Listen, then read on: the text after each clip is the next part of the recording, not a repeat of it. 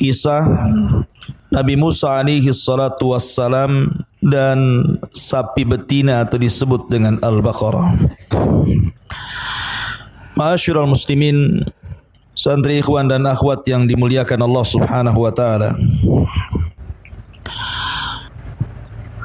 Surah Al-Baqarah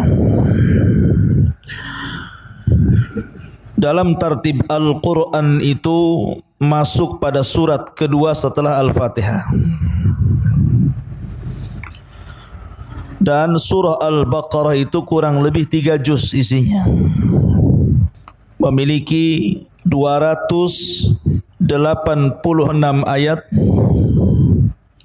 6.144 kalimat.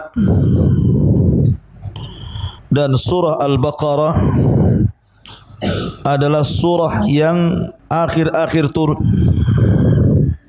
dan kebanyakan ayat-ayatnya turun pasca hijrah Nabi SAW dari Mekah ke Madinah, atau dalam istilah usul tafsir Madani.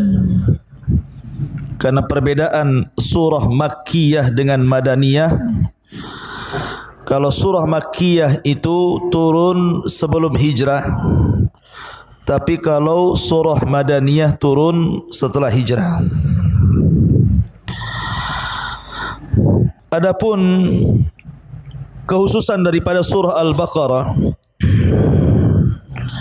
pertama, surah Al-Baqarah adalah surat terpanjang dalam Al-Quran. Tidak ada surat yang lebih panjang dibandingkan surah Al-Baqarah.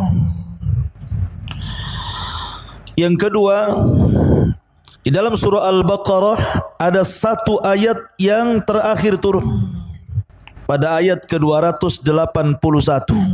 Ini ayat yang terakhir turun kepada Rasulullah. Wattaqu yawman turja'una fihi ilallah thumma tuwaffa kullu nafsin ma kasabat wa hum la yudlamun. Ini ayat yang terakhir turun. Yang ketiga, di dalam surah Al-Baqarah ada ayat terpanjang dalam Al-Quran. Ayat terpanjang dalam Al-Quran yang bicara tentang hutang piutang. Ayat tentang mudayana.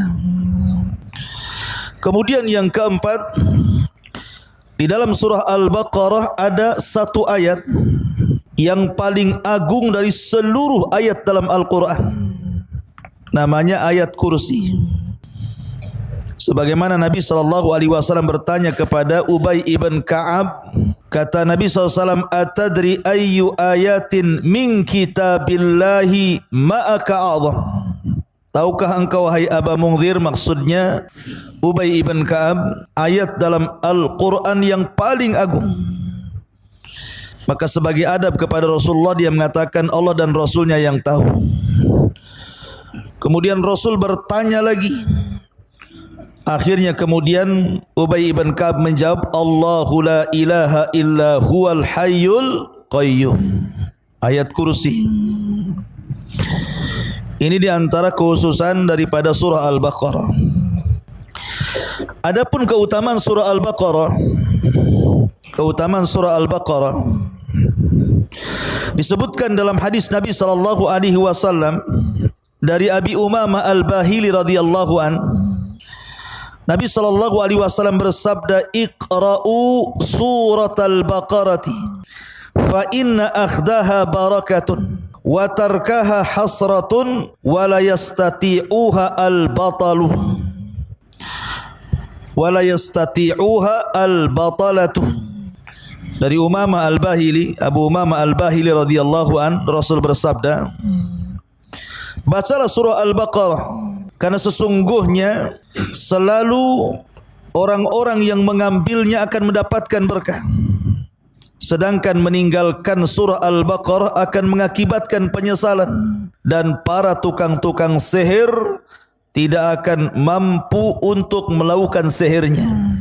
Dari sini bahwa di antara keistimewaan surah Al-Baqarah terhindar dari sihir.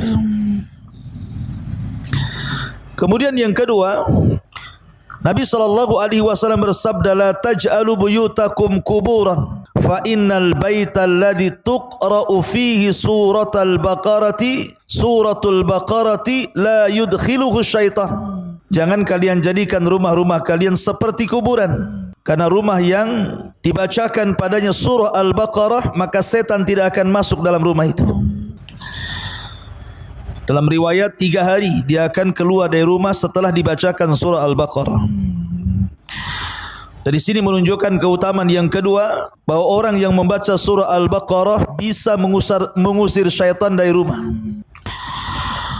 Kemudian juga yang ketiga, hadis Abi Umamah radhiyallahu an, Nabi SAW mengatakan, Iqra'u az-Zahrawaini Al-Baqarah wal Imran fa innahuma ya'tiyani yawmal qiyamah ka'annahuma ghayayatan aw ka'annahuma ghamamatan aw ka'annahuma firqani min tayrin sawaf yuhajani an ashabihima iqra'u suratal Baqarah fa inna akhdaha barakah wa tarkaha hasrah wa la yastati'uha al-batalatu.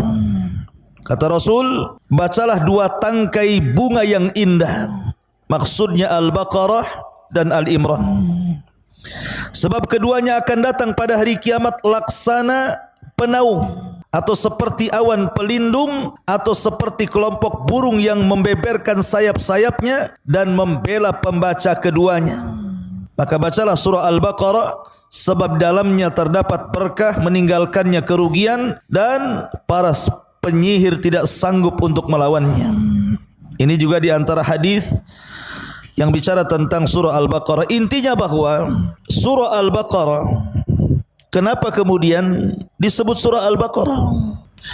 Kenapa tidak disebutkan surah Al-Baqarah, itu artinya sapi betina? Kenapa tidak disebutkan surah Asy-Syat, kambing umpamanya, atau suratul Ibil, unta?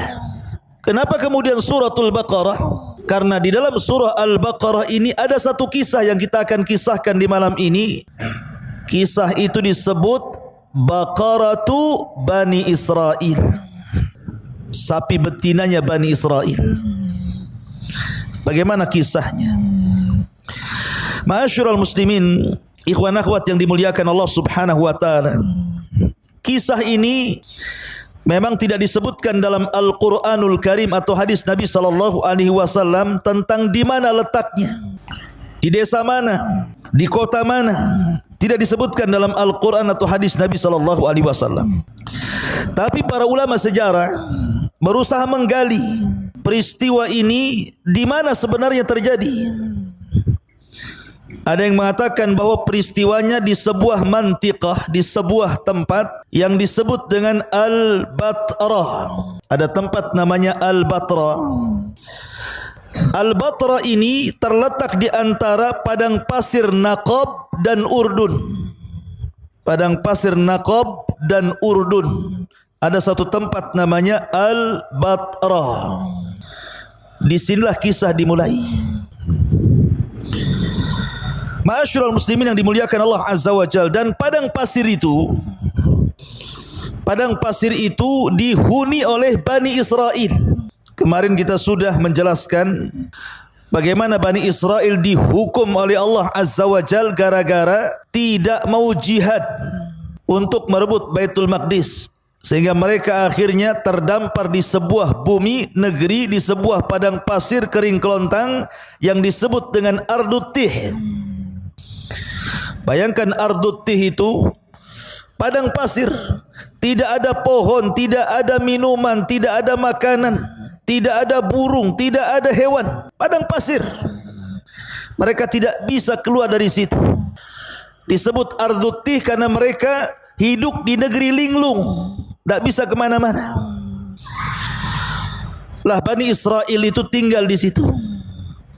Tetapi Allah Subhanahu wa taala berikan nikmat kepada mereka dengan diberikan makanan manna dan salwa. Kemudian juga karena tidak ada pepohonan, maka diberikan kepada mereka awan yang menaungi dari cahaya matahari. Tapi Bani Israel, jumlah mereka 12 kan, kabilah Bani Israel itu jumlahnya 12 kabilah. Karena turunan Yakub itu semua putra-putranya 12. Mereka tidak bisa nyatu. Bani Israel itu satu kabilah dengan kabilah yang lainnya itu suka berselisih. Makanya oleh Nabi Musa alaihi salatu wasallam dipencar-pencarkan. Ada yang tinggal sebelah sana, ada yang tinggal sebelah sana. Ini keturunannya Yusuf sebelah sana, turunannya Benyamin sebelah sini, turunannya Yahuda sebelah sana, turunannya Lawa sebelah sana. Dipisah-pisah karena mereka selalu berselisih. Dan diberikan mata air sendiri-sendiri. Karena memang di padang pasir tidak ada air. Maka Nabi Musa alaihi salatu wasallam dengan mukjizatnya berupa tongkat memukulkan di batu, keluar air. Masing-masing kabilah punya sumber mata air sendiri dan punya awan sendiri-sendiri yang menaungi mereka. Disinilah perbedaan antara sahabat-sahabat Nabi Musa dari Bani Israel dengan sahabat-sahabat Nabi sallallahu alaihi wasallam. Kalau sahabat Nabi sallallahu alaihi wasallam ketika hijrah orang-orang Muhajirin ke Mekah berjumpa dengan orang Ansar, apa yang terjadi? Fa'allafa baina qulubihim. Allah yang melembutkan hati Muhajirin dan Ansar. Lau anfaqta ma fil ardi jami'an ma allafta baina qulubihim walakinallaha allafa bainahum. Allah melembutkan hati Muhajirin dan Ansar, akhirnya mereka menjadi ikhwana, bersaudara. Ya, mereka bersaudara, tidak ada musuhan orang Muhajirin dan Ansar itu. Tapi Bani Israel musuhan tuh satu dengan yang lainnya. Makanya oleh Nabi Musa alaihi salatu wasallam dipencar-pencarkan kabilahnya. Lah, ketika itu terjadi sebuah peristiwa pembunuhan. Ceritanya begini, ada banyak versi, saya akan sebutkan beberapa. Yang pertama, di zaman itu ada seseorang yang kaya raya, orang kaya, banyak duitnya, punya anak 3, semua laki-laki, dan semua menikah. Kemudian orang kaya ini mati, meninggal dunia. Maka hartanya diwariskan kepada 3 orang ini, dibagi 3 karena semua anak laki-laki. Maka anak yang pertama ketika mendapatkan warisan langsung disedekahkan sehingga jadi fakir. Karena disedekahkan habis, akhirnya kehidupannya menjadi fakir, miskin. Kemudian anak yang nomor 2 disedekahkan separuh sehingga masih punya separuh lagi dari harta warisan yang kemudian dikembangkan.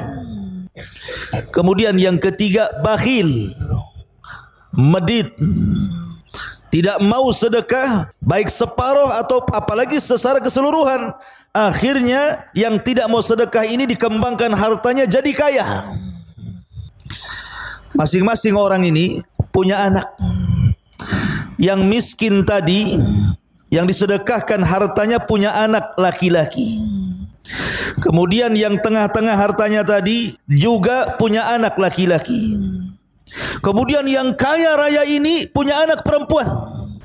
Akhirnya yang miskin ini Allah takdirkan ayahnya meninggal dunia dan tidak mewarisi satu pun harta kecuali anak sapi perempuan. Kemudian yang kedua ini ayahnya juga meninggal. Akhirnya menikahlah orang yang kedua ini, yang harta yang separuh tadi, yang disedekahkan separuh tadi, anaknya, dengan perempuan, anak perempuan orang kaya itu. Menikah akhirnya. Setelah menikah nih, anak laki-laki yang kedua dengan perempuan anak orang kaya yang bakhil itu, akhirnya yang laki-laki ini kemudian memandang karena kaya raya bapaknya perempuan, itu kan pamannya juga, pamannya kaya raya, disinilah dalam hatinya ingin berbuat jahat. Dia ingin membunuh bapaknya istrinya itu supaya warisannya jatuh kepada dirinya. Karena orang tuanya sudah enggak ada semua, ibunya sudah meninggal, tinggal bapaknya. Akhirnya kemudian bersiasatlah dia, karena pamannya atau ayah daripada istrinya itu ada seorang pedagang. Kemudian disiasati bahwa ada barang dagangan yang bagus, mau tidak kamu mengambilnya. Ayo saya antar. Akhirnya kemudian ditipunya, malam-malam pergi, rupanya di tengah jalan dibunuh orang ini. Pamannya sendiri dibunuh orang kaya ini. Kemudian jasadnya dilempar di kabilah yang lainnya. Tujuannya, kenapa kemudian jasadnya dilempar di kabilah yang lain? Supaya nanti kabilah yang ada jasad paman yang dibunuh itu dituduh membunuh. Dan kalau tidak ada yang tahu siapa pembunuhnya, maka mereka harus bayar diat. Dalam Islam itu 100 ekor unta. Kalau syariat dulu berapa wallahu alam. Dan dia pun mau mengambil diatnya. Berarti peribahasanya apa? 1 kali gayung 2 pulau terlewati. Dapat warisan, dapat diatnya sekalian. Ini kisah yang pertama. Kisah yang kedua, ada juga yang mengatakan bahwa di zaman Bani Israel itu ada orang kaya, kaya sekali, banyak hartanya. Dia tidak punya anak. Akhirnya dia mengangkat anak saudaranya, keponakannya. Keponakannya ini jahat. Karena melihat bahwa pamannya ini orang kaya, tidak punya anak, akhirnya dia beriktikad untuk membunuh pamannya supaya warisannya jatuh kepada dia. Maka dibunuhlah pamannya, kemudian dilempar di tempat kabilah lain supaya kabilah itu tertuduh membunuh dan bayar diat. Ada juga yang berkisah seperti itu. Tapi ada juga kisah yang lain mengatakan bahwa ada orang kaya punya anak perempuan. Kemudian kerabatnya yang laki-laki ini ingin menikah dengan perempuan itu, tapi ditolak.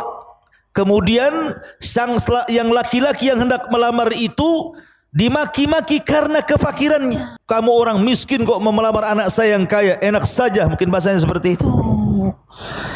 Akhirnya dia dendam.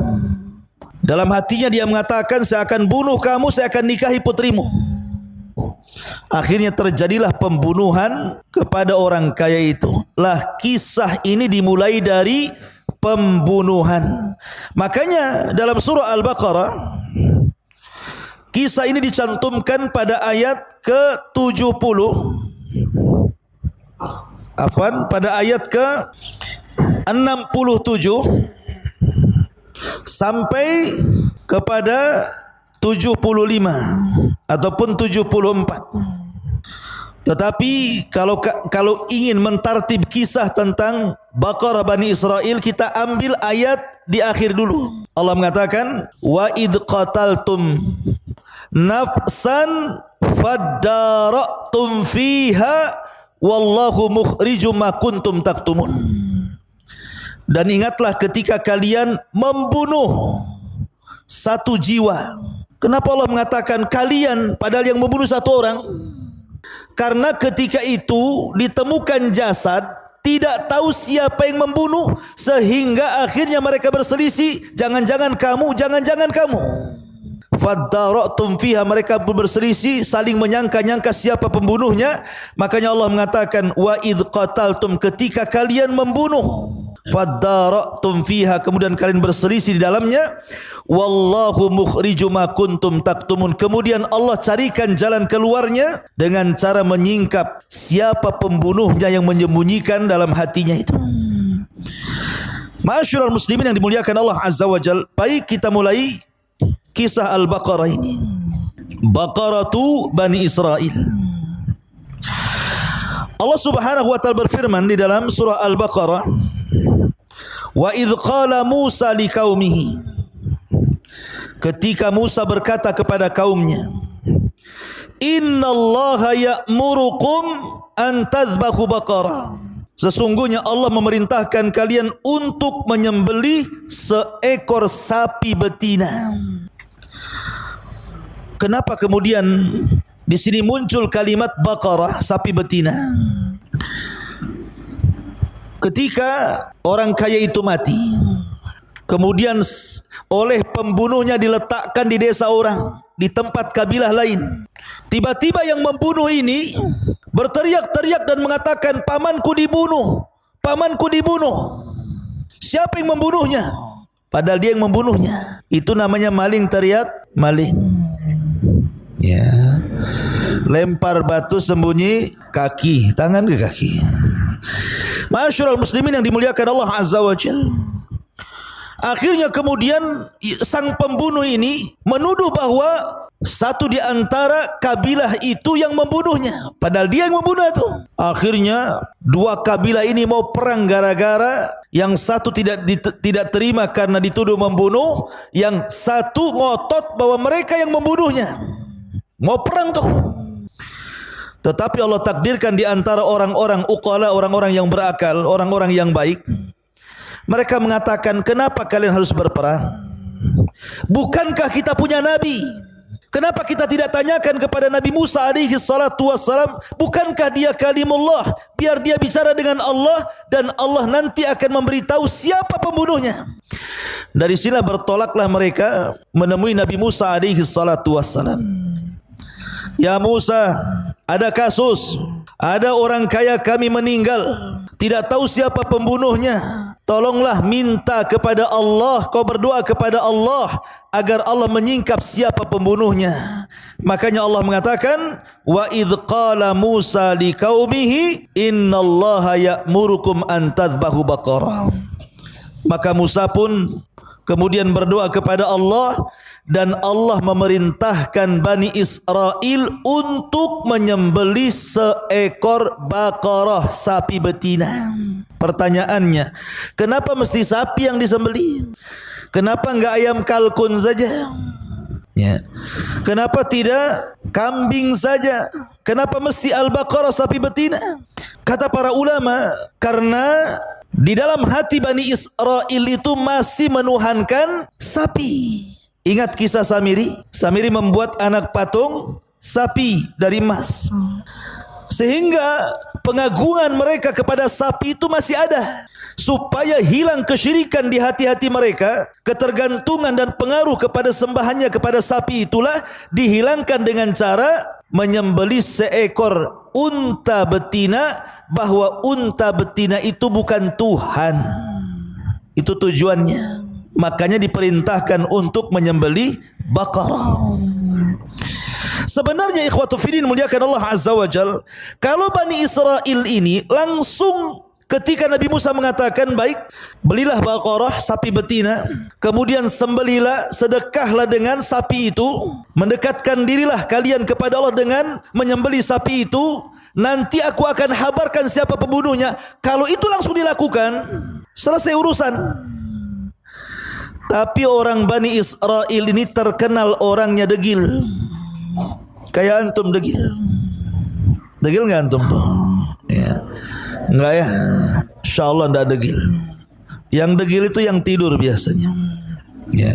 Jadi ketika Nabi Musa alaihi salatu wassalam memerintahkan untuk menyembelih seekor sapi betina, seolah-olah mereka mengatakan, apalah Nabi Musa ini? Apa hubungannya menyembelih sapi betina dengan kematian? Kita ini datang mau tanya siapa pembunuhnya, kenapa pula dia menyuruh untuk menyembelih sapi? Makanya mereka mengatakan, qalu atattakhiduna khuzwa. Musa, jangan main-mainlah. Apakah engkau mentertawakan kami dengan kasus ini? Subhanallah. Ini namanya su'ul adab. Lihat Bani Israel, ini namanya su'ul adab, buruknya adab kepada seorang nabi. Masa Musa mau main-main? Emang kapan Musa main-main dengan Bani Israel? Kok dibilang Musa main-main pula? Musa itu seorang rasul, seorang nabi, dapat wahyu. Ketika memerintahkan sesuatu tidak mungkin main-main. Atattakhiduna khuzwa, kau mau main-main ya hai Musa, katanya. Maka Musa pun marah dan mengatakan, qala a'udzu billahi an akuna minal jahilin. Aku berlindung kepada Allah kalau aku termasuk orang jahil. Seolah-olah Musa ingin mengatakan, kalian ini jahil. Aku ini seorang nabi, seorang rasul, datang wahyu kepadaku. Tapi Musa dengan lembutnya tidak mengatakan kamu jahil, tetapi Musa mengatakan kepada dirinya, aku berlindung dari Allah, aku termasuk orang jahil. Padahal Musa ingin mengatakan kalian ini jahil, tidak tahu siapa saya, begitu. Ya. Ma'asyiral muslimin yang dimuliakan Allah Azza wa Jalla, dan ini bentuk keberanian Musa. Nabi Musa alaihi salatu wassalam langsung mendebat mereka. Aku tidak main-main, aku serius. Dan itu bentuk bantahan Nabi Musa kepada mereka. Dan begitulah para nabi. Seperti Nabi Yusuf alaihi salatu wassalam, ketika hendak digoda oleh Zulaiha dalam sebuah ruangan yang tertutup, dikejarnya Yusuf alaihi salatu wassalam, kemudian ditarik pakaiannya sehingga robek pakaian belakangnya. Ketika Yusuf lari ke pintu, ini pakaian sudah robek di belakangnya. Rupanya pintu itu pula dibuka oleh Al-Aziz, suami daripada Zulaiha. Ketahuan Zulaiha. Tapi Zulaiha tidak mau kalah. Dia mengatakan kepada suaminya, ma jaza'u man arada bi ahlika su'an illa an yusjan au adzabun alim. Wahai suamiku, Yusuf sudah kurang ajar sama saya bahasanya. Apa balasan orang yang berbuat buruk kepada keluargamu? Pantasnya orang itu dipenjara ataupun mendapatkan azab yang pedih. Nabi Yusuf alaihi salatu wasallam tidak mengatakan dalam hatinya, ini sudah ujian saya harus sabar. Tidak. Yusuf membantah dan mengatakan, hiya rawadatni an nafsi, dia yang menggodaku, bukan aku menggodanya, gitu kan. Artinya bahwa seseorang itu terkadang harus membantah supaya jelas mana hak dengan yang batil. Maka Nabi Musa mengatakan, a'udzubillah an akuna minal jahilin. Aku berlindung kepada Allah, aku bukan orang jahil, aku seorang nabi. Enak saja kalian mengatakan aku main-main. Akhirnya kemudian mereka terdiam, dan itu menunjukkan apa? Menunjukkan perbedaan Bani Israel dengan sahabat Rasul. Sahabat Nabi Musa selalu mereka su'ul adab, jelek adabnya kepada nabinya. Tapi sahabat Nabi SAW adalah orang yang mengagungkan Nabi SAW. Tidak ada satupun sahabat Nabi yang lebih mengagungkan dibandingkan sahabat Nabi Muhammad SAW kepada Nabi Muhammad SAW. Rasul itu kalau meludah, diambil ludahnya, kemudian dioles-oles di badannya. Kalau Rasul dicukur rambutnya, berebut rambutnya, disimpan. Kalau Nabi SAW berwudu, bekas wudunya itu mau perang untuk diambil sisa-sisanya. Saking mengagungkannya para sahabat. Dan ini khusus ya Rasul. Ngapain antum minum bekas minum saya? Ya, nggak ada apa-apa. Ya paling ngilangin haus saja. Tapi kalau bekas Rasul ada barokahnya. Tetapi ashabu Musa, mereka su'u adab kepada Musa. Mulailah mereka kemudian bertanya soal Baqarah. Padahal kalau seandainya kata Nabi Musa sudah sembelih aja Baqarah, selesai. Tapi mereka mulai tanya-tanya. Pertama umurnya. Ini yang ditanyakan nih. Qalu du'u lana rabbaka yubayyin lana mahi. Mereka mengatakan, ya Musa, berdoalah kepada Rabbmu. Lihat, ini suadab kedua nih. Seolah-olah Tuhan itu hanya Tuhannya Musa, bukan Tuhannya Bani Israel. Harusnya bahasanya qalu du'ulana rabbana. Ini rabbuka, Rabbmu. Untuk apa? Untuk menanyakan seperti apa untanya. Loh, unta ya unta. Sapi, seperti apa sapinya? Ya sapi ma'ruf lah, sapi bukan kambing, sapi bukan ayam, ya sapi kan begitu ya. Tapi mereka bertanya soal seperti apa, maksudnya usia sapinya kayak apa. Mulai mereka bertanya. Maka qala innahu yaqulu innaha baqaratun la faridun wala bikrun awanun baina dhalik faf'alu ma tu'marun. Kata Nabi Musa alaihi salatu wassalam, sesungguhnya sapi betina yang dimaksud adalah la farid, tidak terlalu tua, wala bikrun, tidak terlalu kecil, awanun, tengah-tengah, baina dhalik faf'alu ma tu'marun, sudah lakukan saja. Ada yang mengatakan farid itu maksudnya, la faridun itu maksudnya sapi betinanya tidak banyak melahirkan sehingga perutnya mengembang. Ya, jadi kalau sapi itu suka melahirkan, nanti perutnya itu makin mengembang. Kalau bikrun maksudnya wala bikrun, bukan berarti sama sekali tidak pernah melahirkan. Dia pernah melahirkan mungkin sekali dua kali. Makanya bahasanya tidak tua, tidak terlalu muda, tengah-tengah. Sebenarnya sapi yang seperti ini banyak. Ya, tetapi Bani Israel tidak langsung melaksanakan titah perintah Musa, malah bertanya lagi. Apa pertanyaannya? Qalu du'u lana Rabbaka yubayyin lana ma launuha. Sekarang tanya warnanya. Wahai Musa, berdoalah kepada Rabbmu supaya bertanya kira-kira apa warnanya. Mulai sulit dia.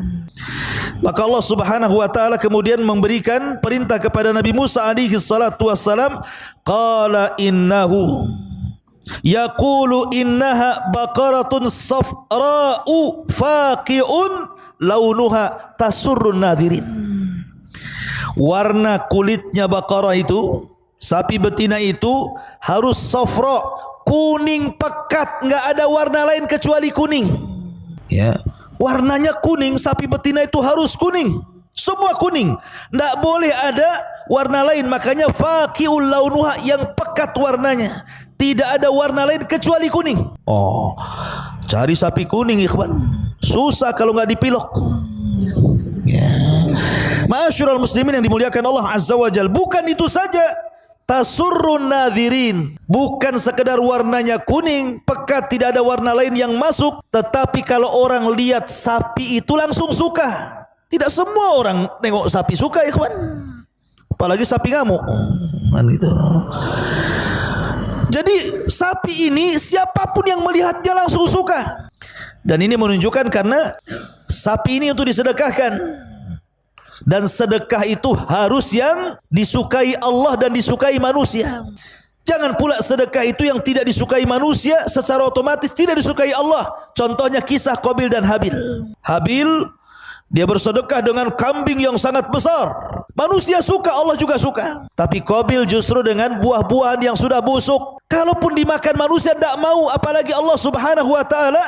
Innallaha tayyibun la yaqbaluha illa tayyiba. Innallaha tayyibun la yaqbalu illa tayyiba. Allah itu baik, tidak menerima kecuali yang baik-baik. Ya. Karena ini untuk disedekahkan ya harus manusia suka kan begitu. Cukup sampai di sini ikhwan? Tidak rupanya. Nanya lagi.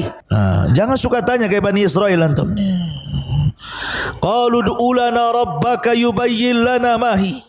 Mereka mengatakan, ya Musa, tolonglah berdoa lagi kepada Rabbmu, terangkan lagi seperti apa sapi betina itu.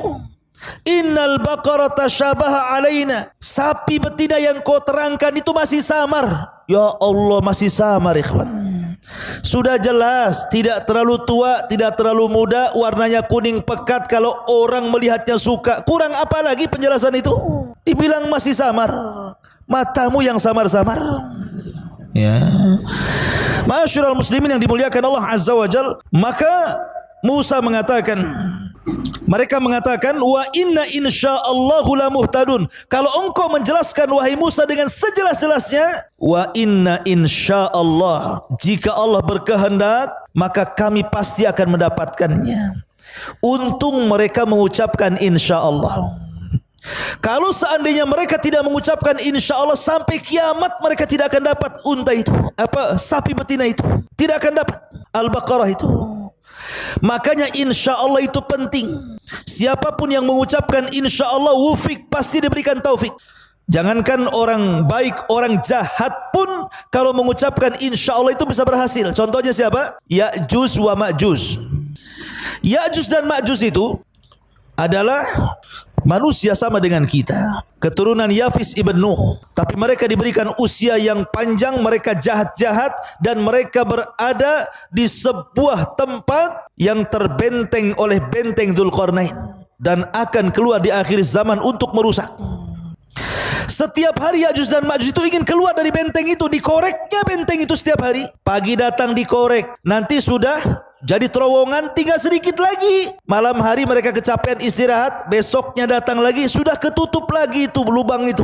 Setiap hari seperti itu, dikorek tertutup lagi, dikorek tertutup lagi, sampai nanti di akhir zaman pimpinan Ya'juj dan Ma'juj akan mengatakan, ghadan nahfiru insyaallah. Besok kita lubangi lagi insyaallah.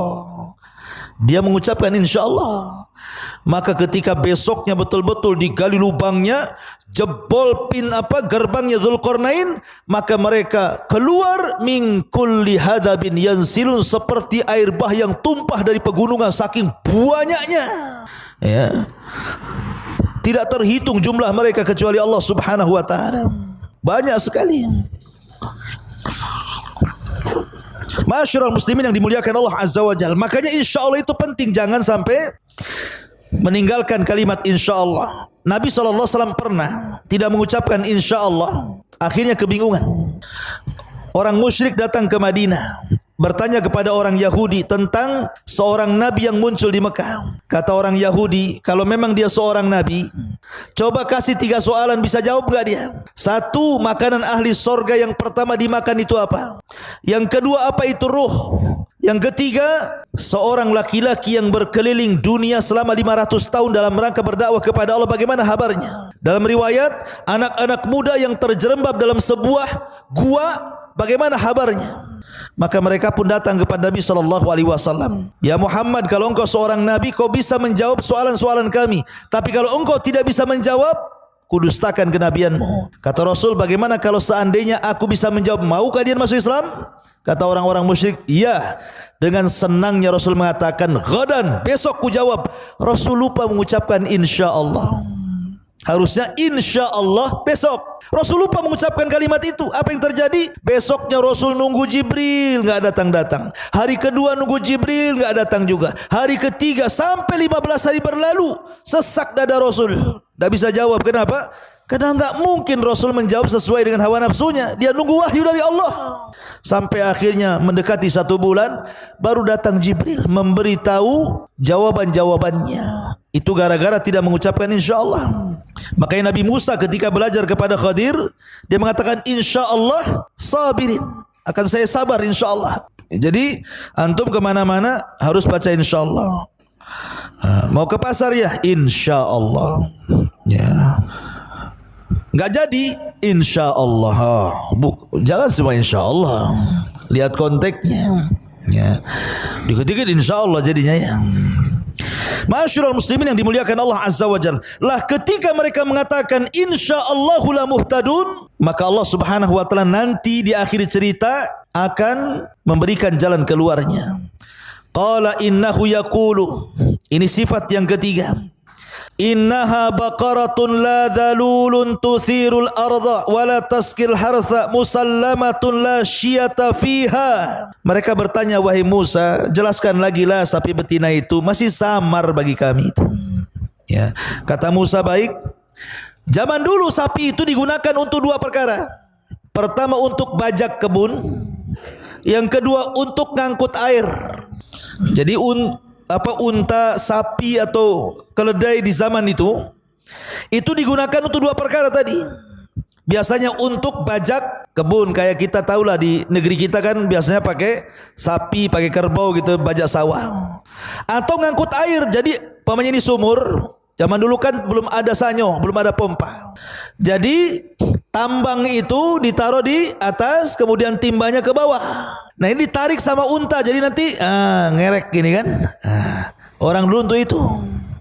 Di sini Allah mengatakan, innaha baqaratun la dhalul tuthirul arda. Sapi betinanya tidak pernah dipekerjakan untuk membajak sawah ataupun kebun atau ladang. Wala taskil hartha, bukan pula membawa air untuk menyirami tanaman. Musallamatun, tidak ada, harus selamat, tidak ada cacat, la syiyata fiha, betul-betul tidak ada cacat, tidak ada tekopek sedikit pun. Oh, makin susah tuh. Ya. Untanya tidak tua, tidak terlalu muda, warnanya kuning pekat kalau orang lihat suka. Untanya tidak pernah bekerja. Untanya di mana coba yang kayak gini nih? Susah dicari. Ya, karena unta yang seperti apa unta lagi? Sapi betina yang seperti ini susah dicari, ikhwan. Ya. Jadi akhirnya kemudian Allah Subhanahu wa taala mengatakan la syiyata fiha. Baru kemudian mereka mengatakan qalul ana ji'ta bil haqqi fadzabahuha wa ma kadu yaf'alun. Mereka mengatakan, sekarang sudah jelas katanya. Sudah jelas sekarang wahai Musa. Subhanallah. Fadzabahuha wa ma kadu yaf'alun. Mereka pun menyembelihnya, hampir-hampir mereka tidak sanggup melakukannya. Apa maksudnya? Kembali ke kisah awal, ikhwan. Ya. Jadi ketika Nabi Musa alaihi salatu wassalam kemudian menyuruh untuk menyembelih sapi, mereka banyak tanya. Dan ingat, banyak tanya itu tidak boleh. Para ulama mengatakan ada beberapa pertanyaan yang haram. Ada beberapa pertanyaan yang haram. Jangan suka tanya antum. Pertama, as'ilatu at-ta'annut. Pertanyaan yang memberatkan. Seperti Bani Israel ini, memberatkan sendiri. Harusnya mereka itu diberikan kemudahan dalam beribadah kepada Allah, akhirnya jadi berat. Seandainya mereka menyembelih sapi apapun itu selesai, tapi karena tanya umurnya, tanya warnanya, bagaimana sapinya, jadi berat. Makanya Allah mengatakan la tas'al an asya'in tubdalakum tasukum. Jangan tanya sesuatu kalau dijawabnya sel kau, katanya. Ya. Di zaman Rasul ada seorang yang bapaknya meninggal. Ditanya pula, aina abi ya Rasul? Di mana bapakku Rasul? Di surga apa neraka? Katanya. Rasul diam. Tapi karena kemudian dia terus bertanya, akhirnya Rasul mengatakan, Abu kafinnar, bapakmu di neraka. Kapok sekarang. Ya, coba. Ya, jadi ada sesuatu yang tidak ada faedahnya. Ini kalau ada pertanyaan ta'annud, memberat-beratkan ini, yang tadinya ringan jadi berat, itu haram, tidak boleh. Kayak pertanyaan Bani Israel ini. Makanya Allah Subhanahu wa taala menghancurkan orang-orang sebelum kita lewat lisan Nabi SAW. Kata Nabi SAW, innama ahlaka man kana qablakum kathratu masailihim ala anbiya wa ikhtilafihim ala anbiyaihim. Hancurnya umat sebelum kalian itu karena banyak tanya dan menyelisih para nabinya, persis seperti Bani Israel. Yang kedua, as'ilatul istihza. Tanya tapi ngejek. Kurang ajar enggak tuh? Tanya ngejek dia. Seperti kisah Nabi Nuh alaihi salatu wassalam. Nuh ini sudah berdakwah 950 tahun, tidak ada yang kemudian menerima dakwahnya. Akhirnya diwahyukan kepada Nuh untuk membuat perahu. Dibuatlah perahu oleh Nuh.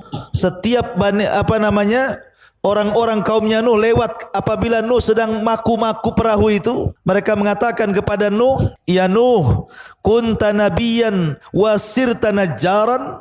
Nuh, gimana kamu ini? Kau ngaku seorang nabi, kok jadi sekarang tuang kayu, katanya. Ini kan ngejek namanya. Ya. Jangan bertanya maksudnya ngejek. Ya. Itu haram hukumnya. Yang ketiga, as'ilatun la faidata fiha. Pertanyaan enggak ada faedahnya. Ustaz, laki-laki itu bisa haid enggak, Ustaz? Mana laki-laki haid? Kalau laki-laki haid berarti LGBT dah. Ya. Jadi jangan ditanyakan, enggak ada faedahnya itu. Atau yang keempat, pertanyaan yang tidak mungkin terjadi. Ustaz, mungkin enggak Allah itu membuat batu kemudian Allah enggak bisa ngangkat batunya? Ini tanya apa ini? Main-main dengan pertanyaannya nih. Ya. Ataupun bertanya soal perkara-perkara gaib yang tidak ada keterangannya, seperti umpamanya sifat-sifat sorga secara detail. Ya tidak bisa, karena sorga itu mala ainun ra'at wala udhunun sami'at wala khatara ala qalbi bashar. Kenikmatannya tidak pernah dilihat mata, didengar telinga, terlintas pun tidak. Macam mana akan menjelaskan soal kenikmatan sorga yang hakiki? Ya tidak bisa. Ya. Tapi kalau tanya itu soal ilmu untuk diamalkan, itu terpuji, nggak apa-apa. Ustaz, bagaimana hukumnya? Para sahabat datang kepada Rasul, Rasul, amalan apa yang bisa mendekatkan aku ke sorga? Itulah para sahabat pertanyaannya. Ya. Tapi kalau ceritanya Bani Israel ini ta'annud, ini tidak boleh, haram, tidak boleh bertanya seperti pertanyaan Bani Israel. Makanya di zaman Nabi SAW, Abu Hurairah menceritakan, ketika Rasulullah SAW berkhutbah Rasul itu, maka Nabi SAW mengatakan, qad farada alaikumul hajj fahujju. Kata Rasul, diwajibkan kepada kalian haji, maka hajilah. Datang pula seorang laki-laki, afi kulli amin ya Rasul. Rasul, tiap tahun enggak ya wajibnya? Sama dengan solat gitu kan, tiap hari. Sama dengan zakat tiap tahun, setiap sudah sampai haul dan nisabnya. Ataukah sama dengan puasa setiap bulan Ramadan? Afi kulli amin ya Rasulullah. Apakah haji itu tiap tahun wajib? Rasul tidak jawab. Rasul diam. Datang lagi, Rasul, tiap tahun ya haji itu wajibnya. Rasul tidak jawab. 3 kali akhirnya Rasul mengatakan, lau qultu na'am lawajabat fala mastata'tum. Kalau aku katakan ya, tentu akan diwajibkan, kau gak sanggup melakukannya. Sudahlah, kalau sudah saya katakan haji, jangan cerita macam-macam, itu maksudnya. Makanya Umar bin Abdul Aziz suatu ketika memerintahkan amilnya, pekerjanya, untuk membawa pasukan merobohkan rumah-rumah dan memotong pohon-pohon karena di sebuah tempat terjadi perang. Maka Umar bin Abdul Aziz mengirimi surat kepada amilnya, kepada pembantunya, tolong robohkan rumah mereka, kemudian tebang pohonnya. Kan tidak dilaksanakan. Orang ini ngirim surat kepada Umar bin Abdul Aziz, ya Amirul Mukminin, mana yang harus kami dahulukan, merobohkan rumahkah ataukah menebang pohon? Kata Umar bin Abdul Aziz, tebang dulu pohon, rumah belakangan. Dijawab lagi dengan surat, kira-kira pohon yang mana dulu wahai Umar yang kami tebang? Zaitunkah, pohon tinkah, pohon bidarakah? Umar bin Abdul Aziz ngamuk, akhirnya dia surat, ku pecat kau banyak tanya. Apa pula kok pemimpin perang kok tak bisa membuat semacam jadwal? Ya. Jadi jangan kemudian terlampau banyak pertanyaan, akhirnya kemudian pekerjaan terabaikan. Ma'asyiral muslimin, ikhwan akhwat yang dimuliakan Allah Azza wa Jalla. Kemudian setelah Bani Israel ini mencari-cari tahu di mana sapinya, enggak ada yang punya sapi kecuali siapa? Kecuali anak yatim tadi yang fakir tadi. Kembali ke awal kan tadi, bahwa ada anak yang satu dapat harta diinfakkan semuanya, kemudian ketika meninggal tidak mewariskan kecuali anak sapi perempuan. Ketika meninggal, maka meninggalkan anak yatim tidak punya warisan kecuali anak sapi. Rupanya sapi ini milik yang yatim ini. Lah karena anak ini berbuat baik sama orang tuanya, birrul walidain, anak ini luar biasa, birrul walidain, berbuat baik kepada ibunya yang masih hidup ini. Maka birrul walidain itu salah satu miftahur rizki, ikhwan. Kunci mendapatkan rizki. Jadi dia yang punya. Bani Israel datang kepada anak itu, nak, jualah sapimu, nak.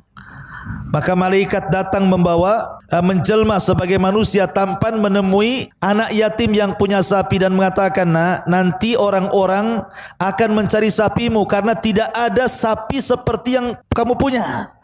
Jangan kau kasih. Kalau engkau ingin menjualnya, maka jualah dengan emas seberat sapimu. Mau gede kan gitu ya. Sapinya 1 kintal, emasnya 1 kintal lah ya. Sapinya 2 ton, emasnya 2 ton. Gitu. Kalau sapinya 1 truk, ya emasnya 1 truk, gitu maksudnya. Ya. Jangan kau kasih kecuali dengan emas seberat sapi itu. Karena bagaimanapun Bani Israel dalam syariat Nabi Musa ketika itu, kalau seandainya ada orang yang terbunuh, kemudian tidak tahu siapa yang membunuh, maka rame-rame harus mengeluarkan diat. Maka akhirnya mereka pun patungan ngumpulin emas, yang punya gelang, yang punya kalung, yang punya cincin, dikumpulkan sampai betul-betul seberat sapi itu. Dan itu berat bagi mereka mengeluarkan harta. Ya. Akhirnya kemudian karena mau tidak mau harus juga kemudian dibeli, kalau tidak mereka akan mendapatkan hukuman dari Allah karena sudah dapat perintah masalahnya. Dibelilah sapi itu dengan emas seberat sapi. Jadilah orang anak yatim ini kaya karena berbuat baik kepada kedua orang tuanya, dan sebagai bentuk karena ayahnya sudah menyedekahkan seluruh harta warisnya, maka sebagai gantinya emas seberat sapi betina ini. Dari sini menunjukkan mana qasamin mali sedekah, tidak mungkin berkurang harta yang disedekahkan. Man taraka syai'an lillahi awadallahu khairun minhu, barang siapa meninggalkan sesuatu karena Allah, Allah ganti yang lebih baik. Kaya dia sekarang, maka jangan bakhil, bersedekahlah, karena sedekah itu menambah harta. Lah akhirnya kemudian sudah dapat di sapinya nih, sudah kebeli. Baru kemudian mereka rame-rame menggiring sapi ini menghadap Nabi Musa dan mengatakan, ya Nabi Allah, kami sudah dapat sapi betinanya ini, mau kita apakan sapinya? Kata Nabi Musa alaihi salatu wasallam, sembeli sapi itu. Akhirnya disembeli. Kemudian Nabi Musa alaihi salatu wasallam mengambil paha sapi itu dan mengatakan, mana yang mati itu mana, datangkan kemari. Maka digotonglah jenazah orang mati itu, dipukul sama paha sapi itu, tiba-tiba yang mati ini hidup. Kemudian Musa mengatakan, "Man qatalaka, siapa yang membunuhmu?" Pas dia hidup, dia ngelirik-lirik satu yang mana ya? Yang mana ya? Tengok-tengok kan. Rupanya dia melirik kepada siapa? Kepada keponakannya. Bukan. Itu katanya. Sebelah sana ya. Itu pembunuhku. Habis dia mengisyaratkan itu pembunuhku, mati lagi dia. Jadi hidupnya sesaat saja, hanya memberitahu siapa pembunuhnya, habis itu mati lagi. Langsung ditangkap itu anak muda itu. Maka berlakulah syariat Musa, membunuh dibunuh. Makanya ada kata-kata dalam istilah usul fikih itu, man ta'ajjala syai'an qabla awani uqiba bihirmani. Siapa yang tergesa-gesa ingin mendapatkan sesuatu belum saatnya, maka sebagai balasannya diharamkan selamanya kepada dia. Kalau dia ingin mendapatkan warisan cepat, dibunuh bapaknya, justru warisan haram kepadanya. Ya, tidak boleh seperti itu. Orang yang minum khamar di dunia tergesa-gesa, maka di akhirat dia tidak akan minum khamar. Man syaribal khamra fid dunya lam yashrabhu fil jannah. Siapa yang mabok di dunia enggak akan mabok di akhirat dia. Tapi khamar di akhirat enggak mabok. Ladzatul lisyaribin. Kalau khamar di dunia sedikit saja udah pusing tuh. Banyak-banyak terkapar di got biasanya. Payang sana sini jatuh dia di got, ya kan. Khamar di dunia seperti itu. Minimalnya membuat sudah kan gitu.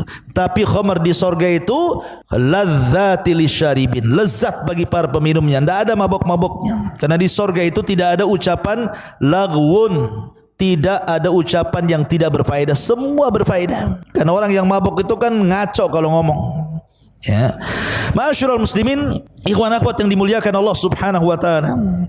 Akhirnya setelah kemudian dihukum anak muda itu dan dibunuh, maka kemudian yang laki-laki ini, yang anak yatim tadi, menikahi mantan istrinya itu.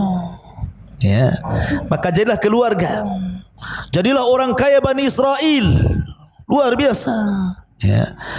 Ini diantara kisah Al-Baqarah atau Baqarah Bani Israel yang dicantumkan di dalam surah Al-Baqarah. Ayat berapa tadi? Ayat 67 sampai 74. Lalu apa faedahnya? Terakhir, apa faedahnya? Apa pelajaran yang kita bisa petik dari kisah ini, kawan? Banyak pelajaran, ya, yang kita bisa petik dari kisah Baqarah Bani Israel ini. Yang pertama, ya, pelajarannya di sini wujubul adab ma'allahi ta'ala wa rusulihi. Wajib seseorang itu beradab, berakhlak, memiliki sopan santun kepada Allah dan Rasulnya. Jangan seperti Bani Israel yang su'ul adab. Makanya para sahabat itu kalau ditanya saja, walaupun tahu jawabannya, sebagai bentuk tawadhu'nya mereka mengatakan Allah wa rasuluhu alam, Allah dan Rasulnya yang tahu. Nah, seperti itu. Ya. Jadi jangan sampai kemudian seseorang itu menyombongkan diri. Yang kedua, karena Bani Israel itu kurang adab kepada nabinya. Yang kedua, al-muslim yardha bima qasamahu Allahu lahu. Seorang muslim itu harus redha terhadap apa yang Allah berikan dari nikmat. Jangan seperti anak muda dari Bani Israel tadi, karena ingin hartanya banyak, terpaksa bunuh orang supaya dapat warisan sekalian dapat diatnya. Itu kurang tawakal, terlalu tomak, rakus terhadap dunia. Maka seorang muslim itu harus redha. Sedikit dari Allah alhamdulillah, banyak alhamdulillah. Ya, jadi jangan sampai kemudian tasakhut. Karena ada orang-orang itu kalau dia kaya kemudian dimiskinkan bisa kufur, ada orang miskin kalau dikayakan Allah bisa kufur. Maka terkadang miskin bagi dia lebih baik, di satu sisi kaya bagi yang lain itu lebih baik. Yang ketiga, al-muslim la yasil bihi at-tama ila al-qatli. Seorang muslim itu tidak boleh lantaran rakus kepada dunia akhirnya membunuh orang. Betapa banyak para penguasa yang ingin mengejar jabatan, ingin mengejar kedudukan kepemimpinan, akhirnya sikat-sikut sana sini, bahkan sampai mengorbankan nyawa orang lain hanya untuk sebuah kursi kedudukan. Tak boleh kayak gini. Ya. Kemudian yang keempat, al-muslim la yakdzib. Seorang muslim ini jangan berdusta, karena laki-laki ini berdusta, dia yang membunuh, duduk orang pula yang membunuh. Jangan berdusta. Seorang muslim bisa saja pengecut, tidak berani perang. Seorang muslim bisa saja bakhil, tidak mau infak, tapi pantang seorang muslim berdusta. Ya. Kemudian juga yang keberapa itu? Yang kelima. Ya. Al-muslim la yattahimul akharina bima lam yaf'aluhu. Seorang muslim jangan nuduh orang yang tidak dilakukannya, karena anak muda yang jahat di zaman Bani Israel menuduh orang padahal mereka tidak melakukannya. Kemudian juga yang selanjutnya, al-muslim yunfidhu awamirallah duna tashaddud. Seorang muslim itu apapun perintah Allah langsung dilaksanakan. Jangan ngeyel. Jangan seperti Bani Israel suruh nyembelih sapi betina, tanya pula umurnya, tanya pula warnanya, tanya pula seperti apa. Makanya kata kunci para sahabat Nabi SAW, innama kana qaulul mu'minin idza du ilallahi wa rasulihi an yaqulu sami'na wa ata'na. Kata kuncinya sami'na wa ata'na. Siap dengar, siap taat, siap komandan. Nah, seperti itu. Ya, itu seorang muslim harus seperti itu. Ya. Kemudian juga Allahu yajzi atau yujzi ala birril walidin fid dunya wal akhirah. Allah akan membalas kepada siapapun anak yang berbuat baik sama orang tuanya, balasan kebaikan di dunia dan balasan kebaikan di akhirat. Kemudian juga Allahu qadirun ala ihya'il mauta. Allah itu mampu untuk menghidupkan orang mati, dan Allah Subhanahu wa taala tidak mungkin lalai terhadap kezaliman. Wala yahsabanna Allahu ghafilan amma ya'malu zalimun. Jangan kau sangka Allah itu lalai terhadap kezaliman. Allah tidak lalai.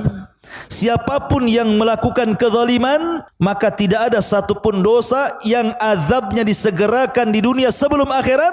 Salah satunya kezaliman dan juga uququl walidain. Ya. Kemudian juga anna su'al fi ma la yufid fi qalilin wala kathirin wala yughni minal haqqi syai'an la khaira fiha. Bahwa pertanyaan yang tidak ada faedahnya sedikit ataupun banyak, yang tidak mengenyangkan dari kebenaran, tidak ada kebaikannya. Kalaupun mau tanya ilmu, tanya amal. Jangan tanya macam-macam. Ya.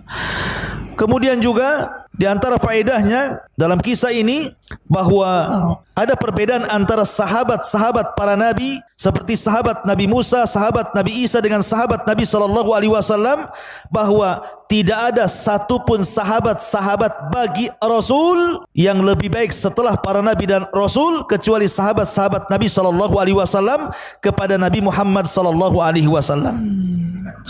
Kemudian juga di antara faedah daripada kisah ini bahwa agama ini mudah, jangan dipersulit.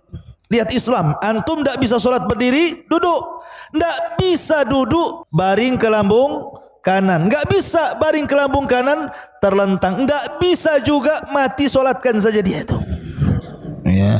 Artinya bahwa ada tingkatan-tingkatan. Ketika safar ada qasar, ketika tidak ada air tayamum, itu kemudahan. Imam Ibnu Utsaimin rahimahullahu taala ditanya, "Syekh, saya sedang salat, Allahu Akbar.